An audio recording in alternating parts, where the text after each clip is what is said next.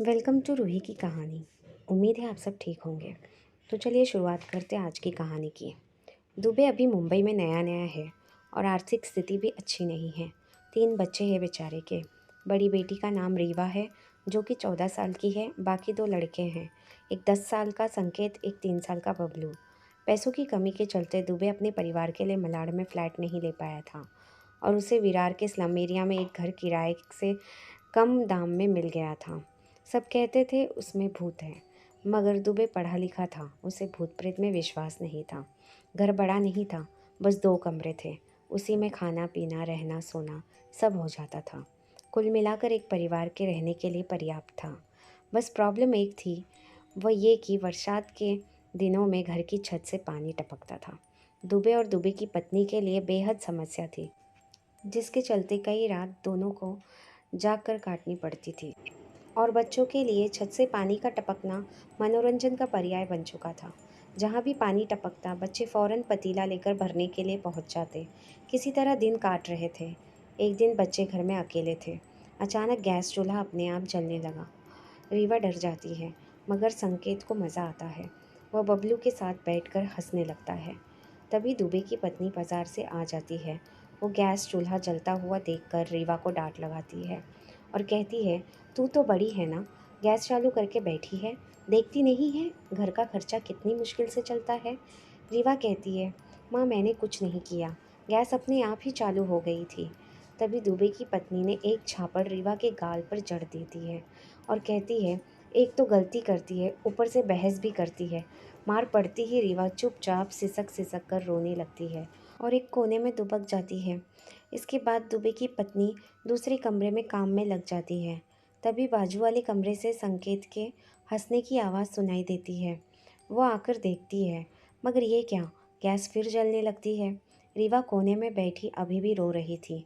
संकेत छोटू को खिलाता हुआ हंस रहा है। दुबे की पत्नी दौड़कर गैस चूल्हे की बटन बंद कर देती है और रीवा को कहती है, तुझे शर्म नहीं आती, इतनी पिटाई के बाद भी तूने गैस चालू कर दी। संकेत बोलता है, दीदी ने कुछ नहीं किया है, चूल्हा रोज अपने आप जलता है और हमें बड़ा मज़ा आता है। बच्चों की बात सुनकर दुबे की पत्नी हैरान रह जाती है। इस घटना का जिक्र वो अपने पति से करती है और कहती है, सुनते हो जी रीवा के पापा, घर में भूत है, आज गैस चूल्हा अपने आप चालू हो गया था। दुबे कहता है, कोई भूत वूत नहीं है। वो भूत वूत नहीं मानता था, ये सब मन का वहम है, और बत्तियां बुझाकर सबको सुला देता है। अभी दुबे की आंख भी ढंग से लगी न थी।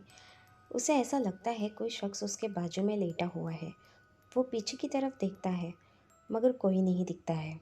वो एक बार सीधा लेट जाता है। तभी उसे ऐसा लगता है जैसे कोई उसकी गर्दन दबा रहा है। वो उठकर बैठ जाता है। बच्चे और पत्नी को सही सलामत देखकर दुबे चैन की सांस लेता है। मटके से पानी निकाल कर पीता है। तभी बाजू वाले कमरे से बर्तनों के खड़खड़ाने की आवाज़ सुनाई देती है। ऐसा लगता है जैसे कोई खाना बना रहा हो। वो दौड़कर लाइट ऑन करता है। चूहों ने धमाचौकड़ी मचा रखी है थी। दुबे को देखकर वो खुद ब खुद भाग जाते हैं। लाइट्स ऑफ करके दुबे आकर वापस सो जाता है। शाम का वक्त है। बच्चे खेलकर घर आ चुके हैं। दुबे की पत्नी घर का काम करने में लगी है। दुबे को प्रेस जाने की जल्दी है। वो अपना टिफ़िन लेकर साइकिल से प्रेस की तरफ निकल जाता है। दीवार से चिपककर संकेत किसी से बातें कर रहा है। पास बैठी रीवा पढ़ाई में इतनी मशरूफ़ है कि उसे कुछ पता ही नहीं चलता है। अचानक संकेत तेज़ तेज़ से बातें करने लगता है और फिर अचानक ही दहाड़ मारकर रोने लगता है। संकेत की रोने की आवाज़ सुनकर दुबे की पत्नी रूम में आती है और रीवा को डांट लगाती हुई कहती है, तूने क्यों मारा इसे? और संकेत को कहती है, जब नहीं पीटती है तेरी दीदी के साथ तो अलग अलग काहे नहीं बैठते हो? और रीवा की चुटिया पकड़कर घसीटती हुई अपने कमरे में ले जाती है। रीवा कहती है, माँ मैंने नहीं मारा इसे। दुबे की पत्नी कहती है, तुमने नहीं मारा तो क्या भूत ने मारा इसे? और जैसे अंदर के कमरे में जाती है, गैस चूल्हा जलने लगता है। वो लपक कर गैस बंद करती है। तभी दूसरे कमरे से एक बार संकेत के रोने की आवाज़ आती है। वो एक बार फिर दूसरे कमरे में जाती है। संकेत के गाल पर पड़े पंजे के निशान को देखकर वो दंग रह जाती है और चीखती हुई अपने कमरे से लेकर घर से बाहर भागती है और कहती है, खा गई डायन मेरे बेटे को, भूत है इस घर में, मुझे एक पल नहीं रहना इस घर में। और रात बच्चों के साथ घर के बाहर ही गुजार देती है। सुबह जब दुबे घर आता है और बीवी बच्चों को घर के बाहर बैठा हुआ देखता है तो हैरान रह जाता है। घटना को जानने के बाद उन्हें समझा बुझाकर घर के अंदर ले जाता है। रात के 10 बज चुके हैं। दुबे अपना टिफ़िन लेकर प्रेस की ओर चल पड़ता है। दुबे की पत्नी बच्चों के साथ आराम कर रही है। तकरीबन रात के 12 बजे संकेत की आँख खुलती है। वो माँ को बाजू में ना पाकर हैरान रह जाता है। तभी उसकी नज़र दीवार पर बने रैक पर पड़ती है, जहाँ दुबे की पत्नी लेटी नज़र आती है। माँ को इतनी ऊंचाई पर लेटा देखकर संकेत हैरानी में पड़ जाता है। इतनी ऊंचाई पर बिना सीढ़ी के जाकर लेट पाना नामुमकिन है। संकेत की आवाज़ सुनकर रीवा डर जाती है। वो भी माँ को रैक पर लेटा देखकर हैरान रह जाती है और डर के मारे बबलू और संकेत को साथ लेकर घर के बाहर भाग जाती है। आज बच्चों की रात बाहर गुजरने वाली थी। तभी पड़ोस के अंकल की नज़र घर के बाहर बैठे बच्चों पर पड़ती है। वह बच्चों को घर के अंदर लेकर जाते हैं।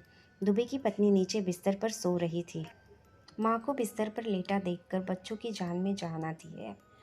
वो एक बार फिर माँ के बाजू में जाकर सो जाते हैं। और जब सुबह दुबे से बच्चों की मुलाकात होती है तब सब बारी बारी से बताते हैं, बापू कल रात माँ रैक पर सोई थी। दुबे बच्चों की बात सुनकर हंस देता है और कहता है, हाँ तेरी माँ बंदरिया है, कहीं भी चढ़ सकती है। संकेत हंसता हुआ कहता है, सच्ची बापू। दुबे कहता है, हाँ पगले क्यों नहीं। शाम का वक्त प्रेस की आज छुट्टी है, इसलिए दुबे भी आज अपने परिवार के साथ खाना खाने बैठता है। थोड़ी देर में दुबे की पत्नी खाना परोसना शुरू करती है। जितने बर्तन खाली होते हैं सब एक एक करके पहले पतीला, फिर कुकर, फिर कढ़ाई, फिर तवा, सब हवा में उड़ने लगते हैं। बर्तनों को हवा में उड़ता हुआ देख दुबे भी डर जाता है। अभी अंदर के कमरे से किसी औरत के चीखने की भयानक आवाज़ें आने लगती है। दुबे बीवी बच्चों समेत घर से बाहर निकल जाता है और अपने पड़ोसियों को घटना से अवगत कराता है और मदद की गुहार लगाता है।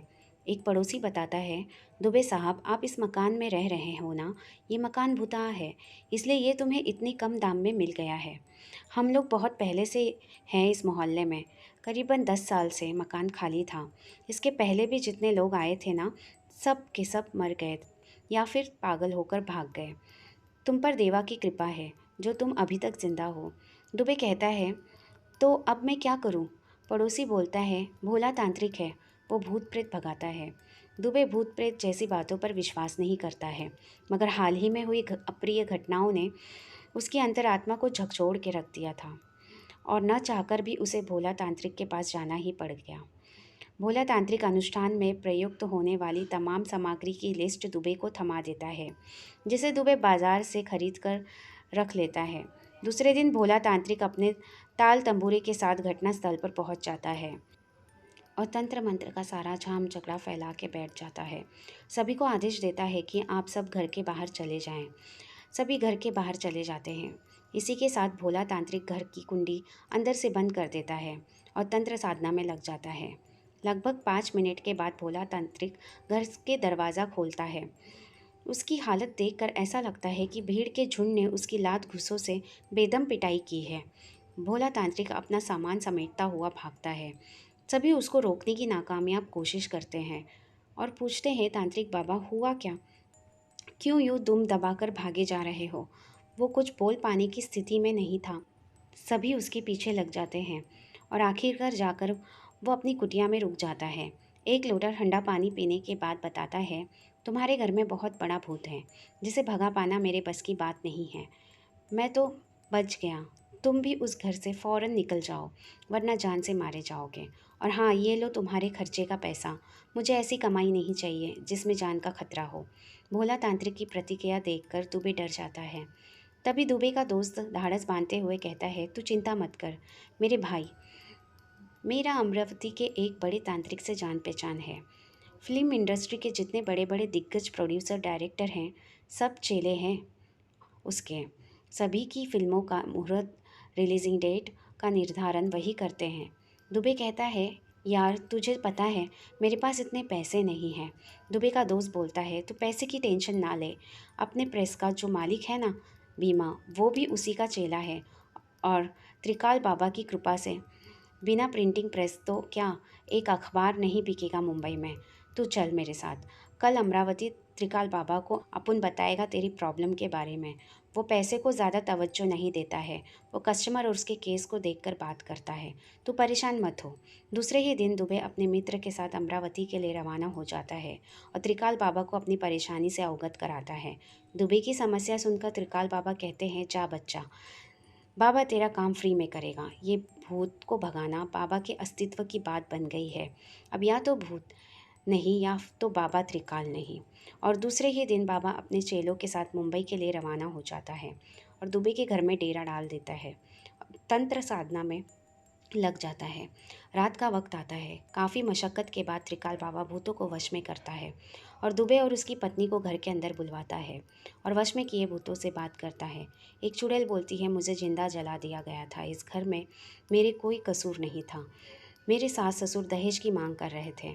मेरे बाप के पास, मेरे परिवार वालों के पास इतने पैसे नहीं थे कि वो दहेज दे सके, जिसके चलते मेरे सास ससुर और पति ने मुझ पर घासलेट डालकर आग लगा दी और मैं मर गई। एक भूत बोलता है, मुझे मजबूर किया गया था मेरे बॉस ने मरने के लिए। उसके मेरे पत्नी के साथ नाजायज संबंध थे। वो रौबदार था। पैसे की वजह से पत्नी भी मुझसे बेवफाई कर रही थी। मैं मजबूर था, क्या करता, मुझे मरना पड़ गया। इन भूतों में एक बच्ची भी थी जिसे उसके लड़की होने की वजह से मार डाला गया था। सभी की कहानियाँ दर्द भरी थी। सभी भूतों की दास्तान सुनने के बाद त्रिकाल बाबा कहते हैं, तुम सबको इस घर से जाना पड़ेगा। खाली कर दो तुम सब के सब इस घर को। सभी भूत पहले हंसते हैं, फिर बिना कोई जवाब दिए वहाँ से भाग जाते हैं। त्रिकाल बाबा कहते हैं, दुबे तुम परेशान मत हो। अगली पूनमवासी की रात में इन सब की स्थायी व्यवस्था कर दूंगा, क्योंकि पूनमवासी की रात भूत प्रेत सब अपने शबाब में रहते हैं और तांत्रिक शक्तियाँ भी ताकतवर रहती हैं, जिससे भूत प्रेत को वश में करना भी आसान हो जाता है। इतना कहकर त्रिकाल बाबा वापस अमरावती के लिए रवाना हो जाता है। त्रिकाल बाबा के जाने के बाद दुबे की वही पुरानी दिनचर्या शुरू हो जाती है। रात का वक्त है, तकरीबन 3 बज चुके हैं। दुबे अपने साइकिल से घर की तरफ लौट रहा था। अभी उसने दहिसर चेकनाका क्रॉस नहीं किया था कि पीछे से एक महिला की आवाज़ सुनाई देती है और स्ट्रीट लाइट जलने बुझने लगती है और वो दुबे से पूछती है, पानी है तेरे पास? दुबे कुछ नहीं बोलता है और साइकिल की रफ्तार तेज कर कर आगे बढ़ जाता है। दूसरी रात भी दुबे प्रेस से लौट रहा था। तब ठीक उसी जगह वही बुढ़िया फिर से मिलती है और आज फिर दुबे पानी मांगती है। आज फिर दुबे अपनी साइकिल की रफ्तार तेज कर देता है और वहाँ से चला जाता है। उसे लगता है कोई पागल बुढ़िया है जो कि हर आने जाने वाले से पानी मांगती फिरती है। इसी तरह रोज का क्रम बन जाता है। दिन गुजरने लगते हैं और आखिरकार पूनमवासी की रात भी आ जाती है। त्रिकाल बाबा आज पूरे साज सामान के साथ दुबे की घर पहुंच जाते हैं।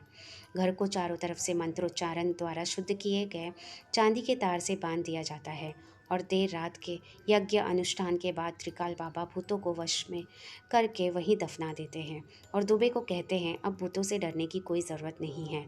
मैंने इन्हें मंत्रों की शक्ति से बांध दिया है। अब आप आराम से इसे घर में रह सकते हो। दुबे त्रिकाल बाबा के चरणों में नतमस्तक हो जाता है। त्रिकाल बाबा उसे उठाते हैं और मुस्कुराते हुए वहाँ से चले जाते हैं। दूसरे दिन दुबे आराम से ऑफिस जाता है और अपना काम खत्म करके जब रात के 3 बजे वापस लौट रहा होता है, तब वही दहिसर चेकनागा के पास एक बुढ़िया जर्जर हालत में मिलती है। दुबे समझ जाता है ये फिर पानी मांगेगी। बुढ़िया फिर पानी मांगती है। दुबे कुछ जवाब नहीं देता है और साइकिल की रफ्तार तेज कर देता है। तभी अचानक से बुढ़िया साइकिल के बाजू में आ जाती है। वो हवा में उड़ रही होती है। उसके पाँव के पंजे पीछे की तरफ मुड़े होते हैं। दुबे डर जाता है। बुढ़िया एक ही झटके में दुबे को साइकिल समेत उठाकर दूर फेंक देती है। दुबे की साइकिल आसमान में 15 फीट तक उछल जाती है। बुढ़िया भारी आवाज़ में दुबे से कहती है, मुझे मेरे घर से निकालेगा तू? तेरे बाप का घर नहीं है। कोई मेरे होते हुए मेरे घर पर कब्जा नहीं कर सकता है। मालकिन हूँ मैं। और इतना कहकर काले धुएं के साथ आसमां में गायब हो जाती है। दुबे हड़बड़ाहट में साइकिल उठाता है और सीधा घर की तरफ प्रस्थान कर जाता है और घर पहुंचते ही बीवी को कहता है, सामान बांध, मुझे अब एक पल भी इस घर में नहीं रहना है। और अपना सामान बांधकर रात में ही घर खाली कर देता है और वहीं प्रेस के पास बोरीवली में शिफ्ट हो जाता है। बाद में लोगों से पता चलता है, जिस घर में दुबे अपने परिवार के साथ रहता था, वो घर मिस्टर मेहता का बंगलो हुआ करता था। मिस्टर और मिसेस मेहता की मौत के बाद से लगभग 25 साल से खाली पड़ा था और धीरे धीरे स्लम एरिया से गिरता चला गया। भूतिया होने के कारण कोई किराए से नहीं लेता था। जो लेता था वो या तो आत्महत्या कर लेता था या फिर भूत के डर से पागल हो जाता था। बहुत पहले उस घर में एक नवविवाहिता युवती को दहेज के लालच में सास ससुर और पति द्वारा मिट्टी के तेल डालकर जला दिया गया था। इसके बाद बोरीवली से छपने वाले न्यूज़पेपर में उसे आत्महत्या का रूप देकर छापा गया था, क्योंकि प्रेस का मालिक नवविवाहिता के ससुर का दोस्त था और खबर को गलत छापने के लिए पैसे खा लिया था। कहते हैं उस घटना के बाद घर बहुत दिनों तक बंद था और जब खुला तो उसमें एक यंगस्टर रहने आया जो कि कुछ दिनों में ही पागल हो गया था और उसी घर में फांसी लगाकर आत्महत्या कर लिया था। इसके बाद जो भी रहने आया या तो खुद मर गए या तो मार दिए गए। तुम्हारे ऊपर भगवान की कृपा है।